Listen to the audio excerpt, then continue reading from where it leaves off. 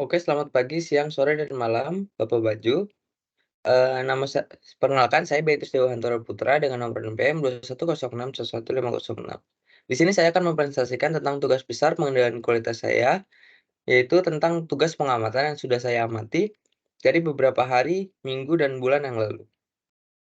Oke, untuk objek pengamatan saya sendiri itu adalah yang saya amati adalah coffee shop, yaitu coffee shop Teduh Cafe yang terletak pada Jalan Kledokan, Catur Tunggal, Kecamatan Depok, Kabupaten Sleman, Daerah Istimewa Yogyakarta.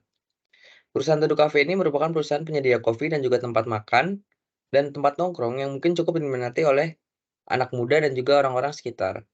Teduh Cafe ini juga terletak cukup strategis, yaitu di dekat daerah kampus dan juga tempat tempat nongkrongnya di anak-anak muda. Teduh Cafe ini biasanya juga dibuat anak-anak muda dan juga orang-orang tua untuk nongkrong, rapat, mengerjakan tugas, dan lain-lain. Oke, untuk latar belakang pada perusahaan Teduh Cafe ini adalah Teduh Cafe, untuk pada zaman sekarang, pada era sekarang, Teduh Cafe ini sangatlah diminati oleh berbagai kalangan, terutama anak muda dan juga orang-orang yang sudah bekerja. Maka tidak jarang juga sudah banyak sekali orang-orang yang sudah membuka usaha kafe dari yang kecil, menengah, dan juga sampai kafe-kafe yang sudah besar.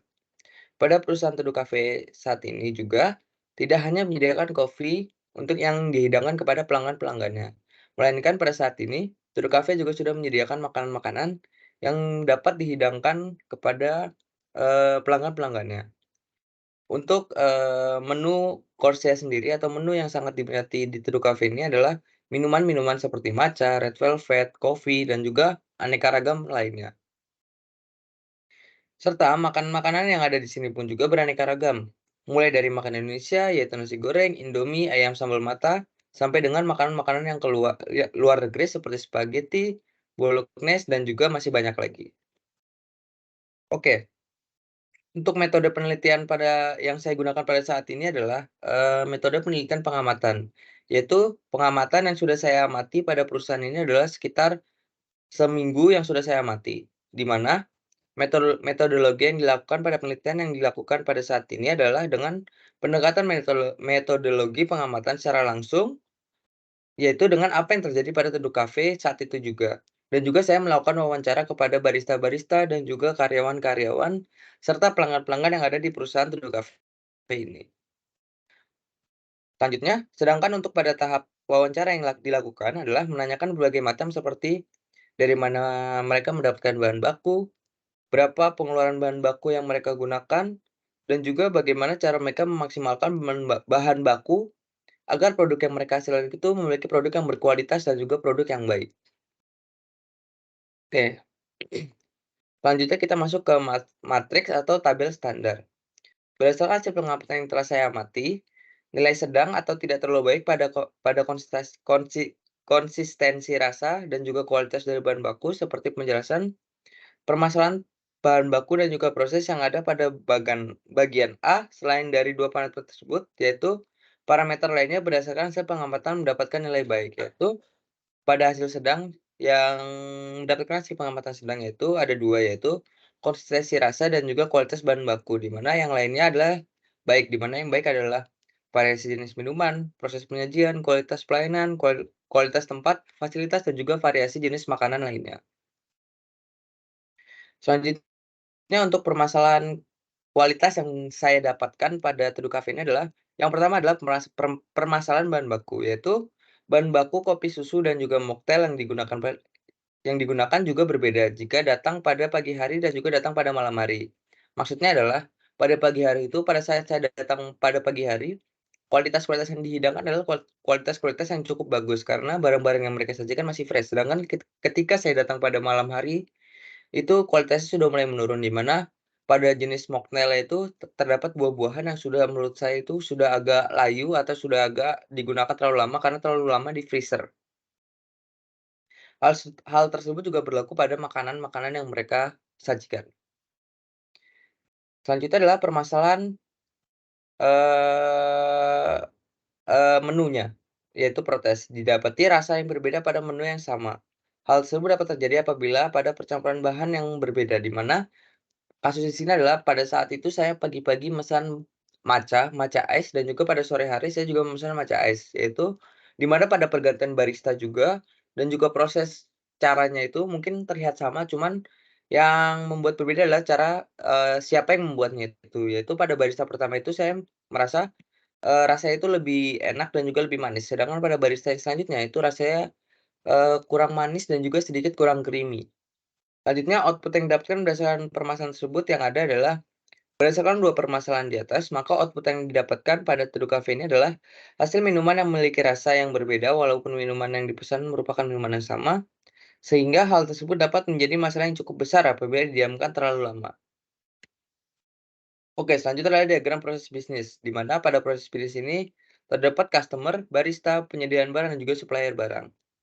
Di mana ya awal-awal mula itu adalah pada, supplier yaitu menerima pesanan barang, dilanjutkan kepada barista yang harus menyapa customer yang datang, dan customer yang memesan bahan produk, dan dilanjutkan kepada bawah-bawahnya, dan diakhiri kepada penyimpanan barang dan juga, data keuangan yang dilakukan setelah customer, memesan makanan dan minuman yang mereka inginkan. Oke, selanjutnya adalah perhitungan biaya.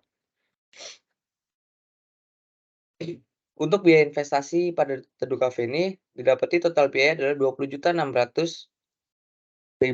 Itu saya dapatkan pada saat saya mewawancarai salah satu barista dan juga pemilik dari Teduh Cafe ini.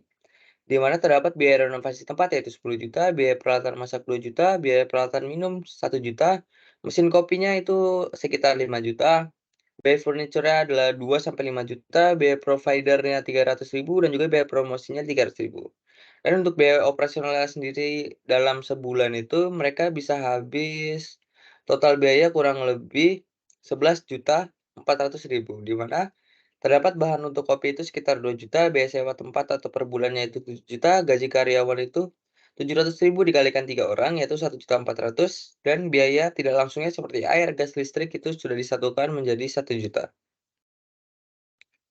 Selanjutnya fishbone diagram yang saya dapatkan itu adalah pada permasalahan kualitas ini terdapat di demand, material, environment, dan juga informasi. Pada demand itu terdapat perbaikan, yaitu di mana rasa yang berbeda sehingga menyebabkan pada pembuatan dari manusia itu sehingga membutuhkan pelatihan khusus. Sedangkan untuk material adalah pada bahan bakunya yang mereka miliki kadang itu tidak konsisten dan pada environment-nya mereka itu adalah, mungkin ruangannya itu cukup berisik, ruangannya itu cukup pada ruangan dalam itu cukup dingin karena pada AC-nya itu sangatlah dingin sehingga mungkin bisa mempengaruhi fokus mereka dan juga informasi yang dilakukan adalah, pada informasi itu mereka pada penyediaan barang dan juga pengiriman barang itu tidak langsung dikirim, yaitu mereka mengandalkan customer yang harus mengambil barangnya sendiri. Jadi menurut saya itu kurang efektif dan efisien karena customer harus berjalan-jalan lagi.